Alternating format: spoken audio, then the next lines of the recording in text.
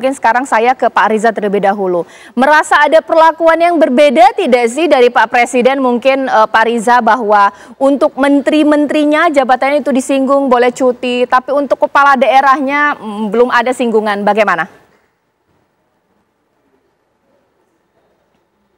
Pak Riza?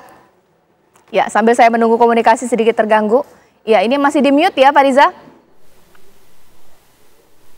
Oke, mungkin sekarang saya ke Pak Fahri. Nah, harus adil nggak sih Pak? Bahwa sama saja kan mereka adalah pejabat yang masih aktif. Sekarang itu tugasnya sih karena jabatannya, entah itu presiden atau kepala daerah. Tapi kan sekalian sosialisasi, bagaimana?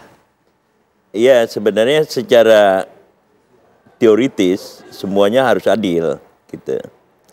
Tetapi kalkulasi-kalkulasi politik itu mendorong ya mereka yang berkepentingan untuk menciptakan alasan-alasan yang masuk akal gitu, dan itu terjadi gitu.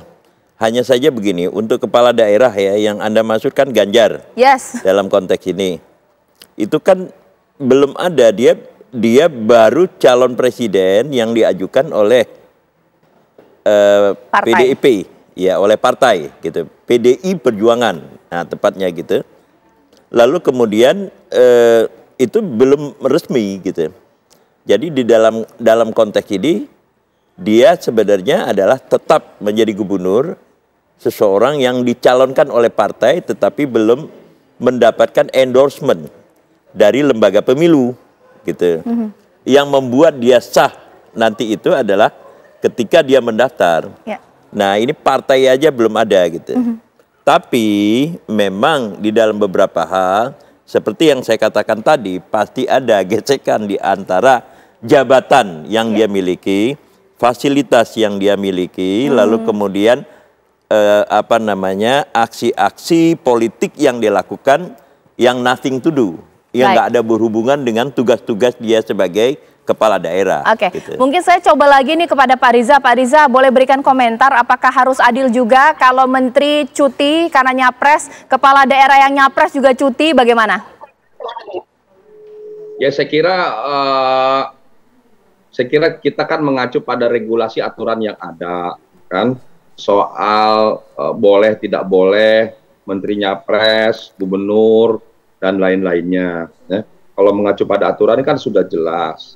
Dan sudah juga ada aturannya, nanti ketika kampanye, nanti kan ketika dia turun ke lapangan memang harus cuti, gitu, pada hari H dia kampanye. Seperti aturan yang sebelumnya waktu kampanye nanti ke daerah-daerah, capres yang menjabat apakah sebagai presiden, Pak Jokowi sendiri waktu itu, kemudian menteri, mungkin juga gubernur, itu kan biasanya pada hari H dia kampanye dia cuti.